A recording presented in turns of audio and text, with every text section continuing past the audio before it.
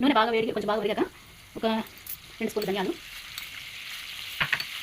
కొన్ని మెంతులు, కొంచెం జీలకర్ర వేసుకోవాలి. కొంచెం బాగా ఫ్రై అవ్వాలి, లైట్గా ఫ్రై అయ్యాక దీనిలో ఎండుమిర్చి వేస్తాను.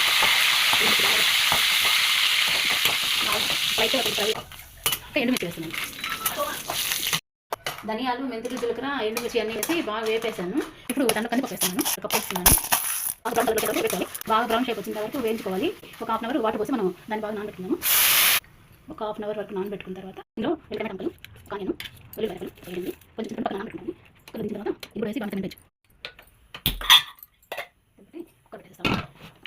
బాగా కుక్కర్లో ఒక 5-6 విజిల్స్ వచ్చిన చేస్తాం. పెట్టి ఒక 5 మినిట్స్ బాగా ఉడికించుకుందాము. బాగా మరిగిందండి, మంచి స్మెల్ కూడా వస్తుంది. ఇప్పుడు మనం సర్వింగ్ బౌల్లో తీసుకుంటాం. గుమ్మగుమ్మలాడే వేపుడు పప్పు రెడీ అయిందండి. ఇలాంటి మరిన్ని వీడియోస్ కోసం నా ఛానల్ సబ్స్క్రైబ్ చేయండి, ఫాలో అవ్వండి. Thank you very much.